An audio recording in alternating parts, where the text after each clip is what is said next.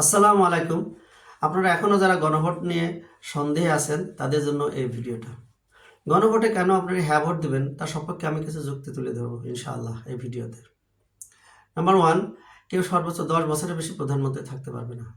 অতীতে আমরা দেখেছি দীর্ঘদিন ক্ষমতায় থাকলে নেতারা কিভাবে নিজের স্বার্থকে অগ্রাধিকার দেন এবং স্বৈরাচারী হয়ে ওঠেন। এতে দুর্নীতি, ঘুষ, চাঁদাবাজ ও ক্ষমতার অপব্যবহার বাড়া যায়। অপরপক্ষে প্রধানমন্ত্রীর ক্ষমতা 10 বছর যখন সীমিত থাকবে তখন উনি 10 বছর পরে তার কাজের জন্য জবাবদিহির সম্মুখীন হবে। এতে হবে সে কোনো কিছু অন্যায় অবিচার করার আগে দ্বিতীয়বার চিন্তা করবে। নাম্বার 2, রাষ্ট্রপতি প্রধানমন্ত্রীর ক্ষমতার মধ্যে ভারসাম্য থাকবে। বর্তমানে রাষ্ট্রপতির কোনো স্বাধীন ক্ষমতা নেই। তিনি শুধু প্রধানমন্ত্রী যা চান তা মেনে বিল অনুমোদন দেন। এতে প্রধানমন্ত্রী নিজের খেয়াল খুশি মতো দেশ পরিচালনা করতে পারে এবং নিজের পছন্দের লোকই গুরুত্বপূর্ণ নিয়োগ দিতে পারে। হ্যাঁ মানে রাষ্ট্রপতি কয়েকটা গুরুত্বপূর্ণ কমিশন গঠন করতে পারবেন। তার ভিতরে নির্বাচন কমিশন, দুর্নীতি দমন commission, police commission, regulatory commission এবং বাংলাদেশ ব্যাংকের গভর্নর। আমরা দেখেছি অতীতে কিভাবে ব্যাংকগুলোকে একদম খালি করা হয়েছে। ব্যাংকের কিভাবে লোনের কোনো নিয়মকানুন নেই। কারো 1 লাখ টাকার অ্যাসেট তাকে 10 লাখ টাকা লোন দিচ্ছে, কারো 5 কোটি টাকার অ্যাসেট আছে তাকে 100 কোটি টাকা লোন দিচ্ছে, যার ফলে ওই লোনগুলো রিকভারি হচ্ছে না। বাংলাদেশ ব্যাংকের গভর্নর যখন স্বাধীন এবং যোগ্য ব্যক্তি কর্তৃক নিয়োগকৃত হবে এবং বাংলাদেশ ব্যাংকের গভর্নরের উপর যখন সরকারের কোনো ক্ষমতা প্রয়োগ করার সুযোগ থাকবে না, তখন সে স্বাধীনভাবে কাজ করতে পারবে। এই ব্যাংকিং সেক্টরে একটা শৃঙ্খলা ফিরে আসবে। পুলিশ কমিশন, হ্যাঁ ভোটে যদি আপনি পাশ করেন, ভোট দেন, একটা পুলিশ কমিশন গঠন করা হবে। বর্তমানে কোনো পুলিশ কমিশন নেই।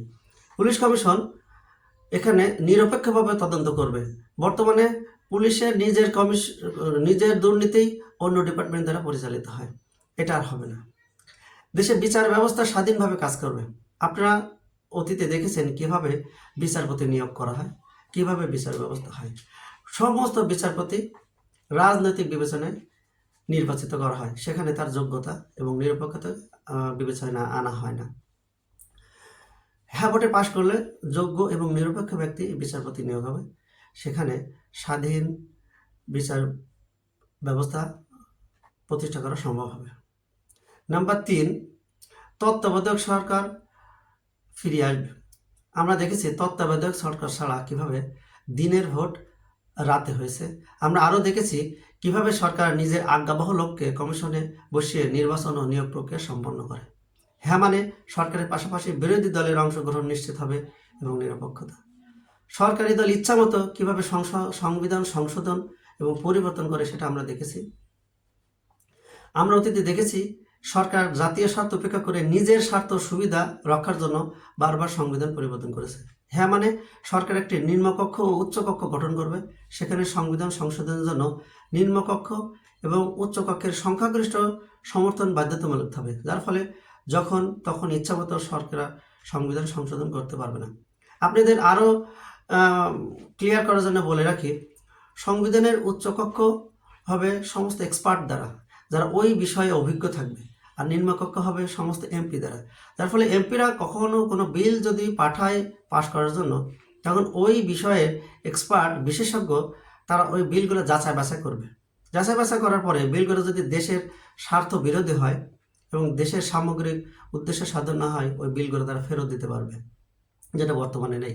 যার ফলে হচ্ছে কি, এমপি যা খুশি তাই তারা চাচ্ছে, সাথে সাথে বিল পাশ হয়ে যাচ্ছে।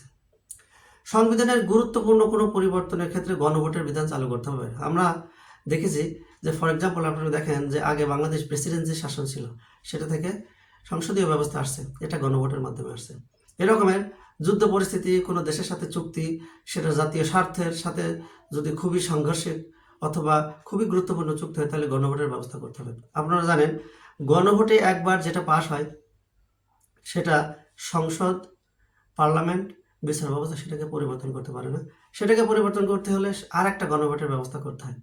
তো ভাই বোনেরা, এটা আমাদের হাতে একটা সর্বোচ্চ সুযোগ, আমাদের ক্ষমতা আমরা প্রয়োগ করতে পারি, যাতে একটা স্বাধীন, সার্বভৌম, চাঁদাবাজ মুক্ত, নিপীড়ন মুক্ত আমরা একটা দেশ গড়তে পারি। এটাই আমাদের সর্বোচ্চ সুযোগ।